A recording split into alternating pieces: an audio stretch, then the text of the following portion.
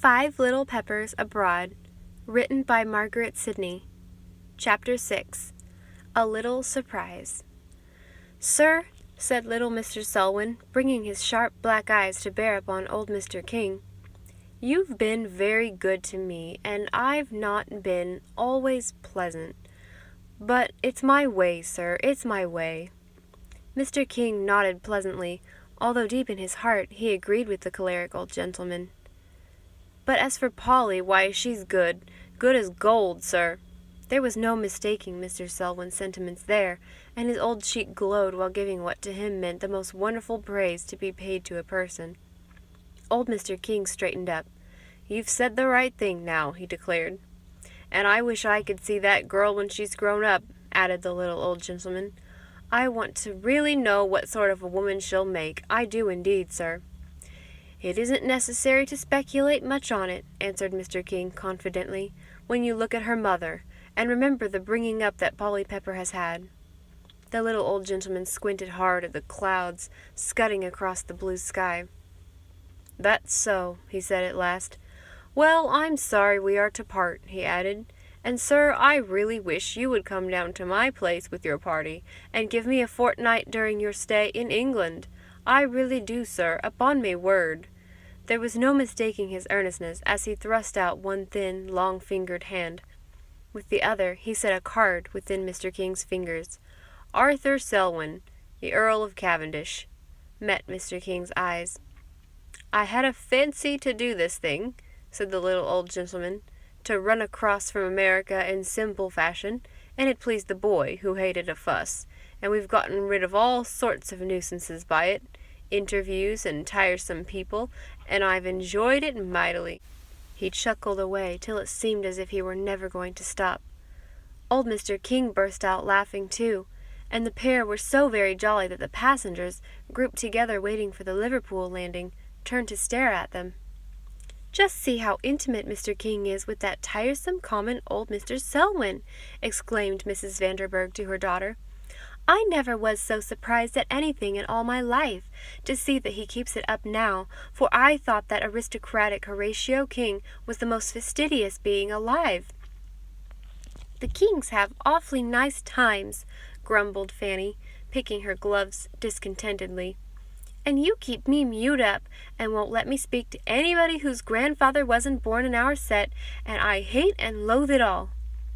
"You'll be glad when you are a few years older, and I bring you out in society, that I always have been so particular," observed Mrs. Vanderburgh complacently, lifting her head in its dainty bonnet higher than ever.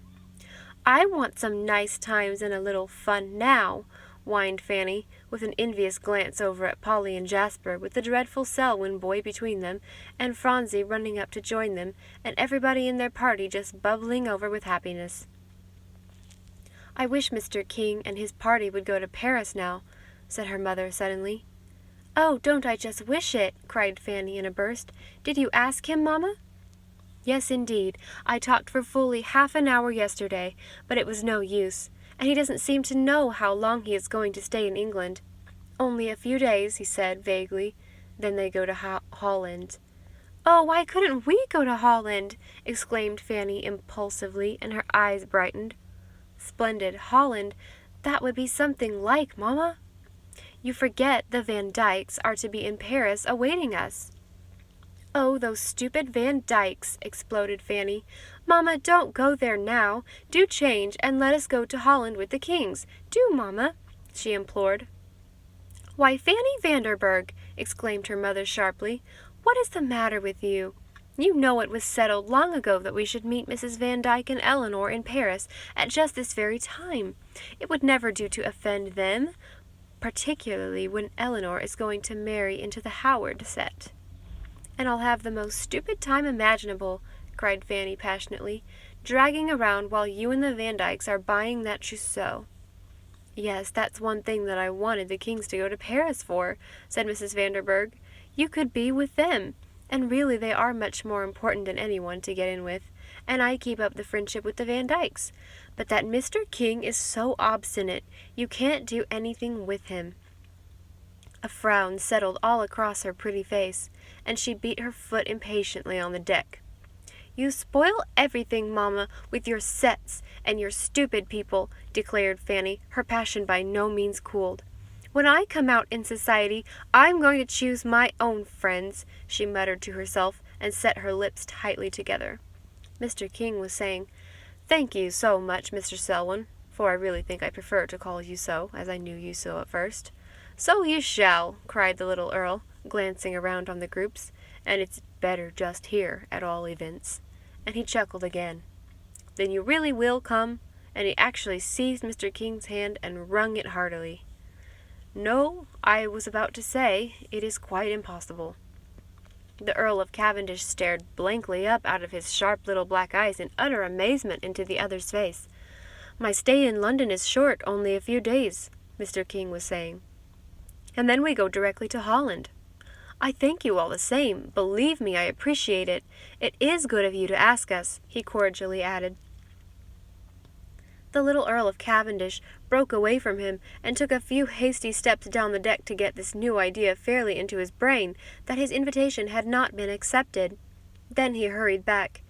"My dear sir," he said, laying his hand on Mr. King's arm, "will you do me the favor to try to come at some future time, to consider your plans before you return to America, and see if you can't manage to give me this great pleasure of welcoming you to my home? Think of it, I beg, and drop me a line, if at home. I shall always be most glad to have you with me. I should esteem it a privilege." The Earl of Cavendish was astonished to find himself beseeching the American gentleman without a title.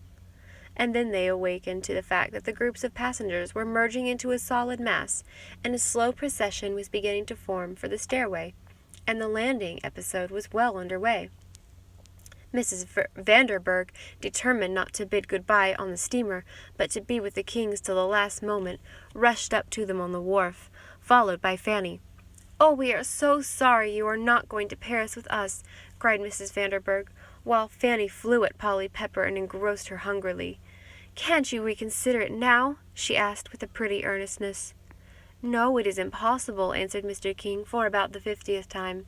"Our plans will not allow it. I hope you and your daughter will have the best of times," he remarked politely. "Yes, we shall. We meet old friends there, and Paris is always delightful." Mrs. Vanderburgh bit her lip in her vexation. "I was going to see you, and beg you even now to change your plans while we were on the steamer waiting to land," she went on hurriedly, "but you were bored, I quite pity you, by that tiresome, common old Mr. Selwyn." "Yes, I was talking with him," said Mr. King, "but excuse me, I was not bored. He is peculiar, but not at all common, and he has many good qualities as a man, and I like the boy immensely." "How can you?" Mrs. Vanderburgh gave a little high-bred laugh. "They are so insufferably common, Mr. King, those Selwyns are." "Excuse me," said Mr. King, "that was the Earl of Cavendish. It will do no harm to mention it now, as they have gone." "Who? Who?" demanded Mrs. Vanderburgh in a bewildered way. "I did not know it till this morning," Mr. King was explaining, "but our fellow passenger, Mr. Selwyn, chose to cross over, keeping his real identity unknown, and I must say I admire his taste in the matter, and anyway it was his affair and not mine." It was a long speech, and at its conclusion Mrs. Vanderburgh was still demanding, "Who? Who?" in as much of a puzzle as ever. "The Earl of Cavendish," repeated Mr. King. "Mr. Selwyn is the Earl of Cavendish. As I say, he did not wish it known, and—" "Fanny! Fanny!" called her mother, sitting helplessly on the first thing that presented itself, a box of merchandise, by no means clean.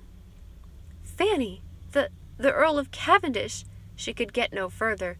Little Dr. Fisher, who administered restoratives, and waited on Mrs. Vanderburgh and her daughter to their London train, came skipping back to the Liverpool hotel.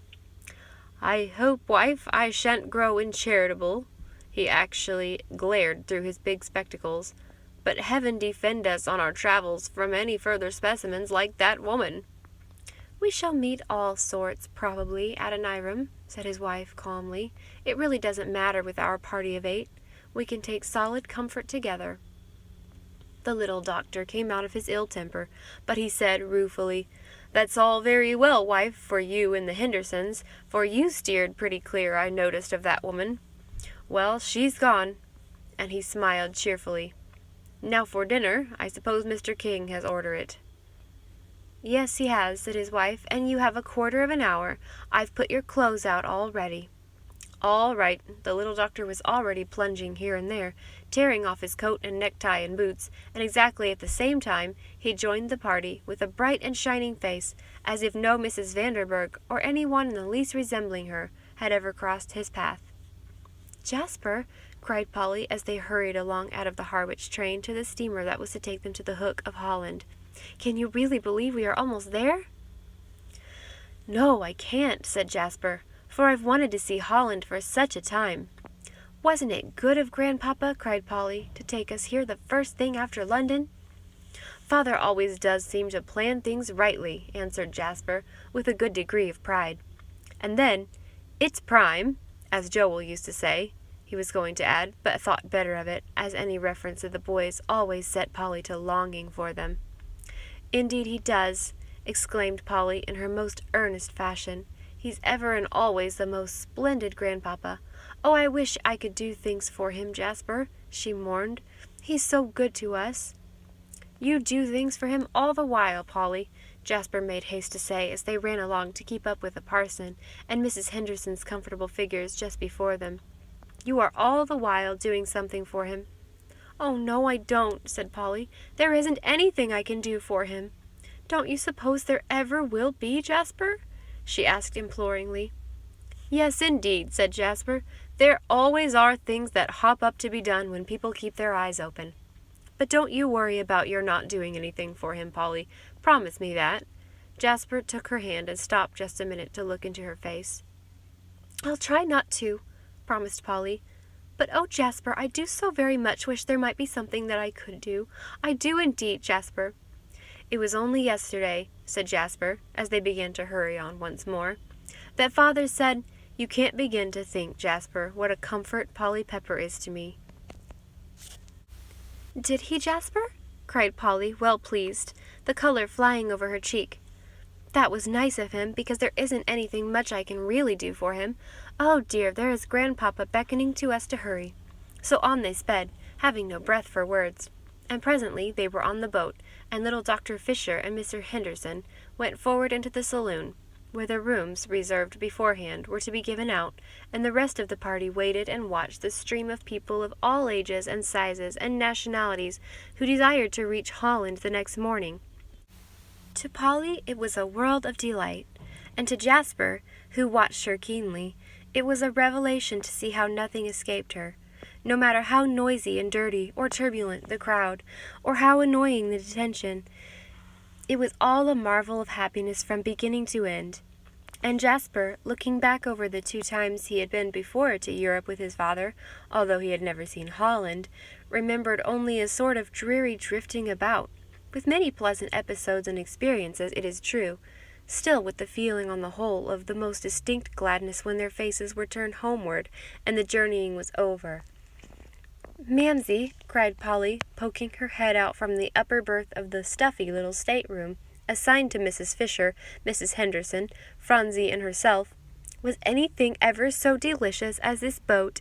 And to think, Mamsie," here Polly paused to add as impressively as if the idea had never been voiced before, "that we are really to see Holland tomorrow." "You'd better go to sleep now, then," said Mrs. Fisher wisely, "if you want to be bright and ready really to see much of Holland in the morning, Polly." "That's so," answered Polly, ducking back her head to its pillow, and wriggling her toes in satisfaction.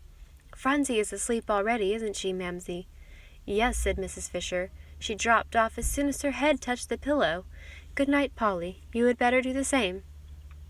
"Good night, Mamsie," said Polly, with a sleepy little yawn. "And good night, dear Mrs. Henderson," she added, already almost in dreamland.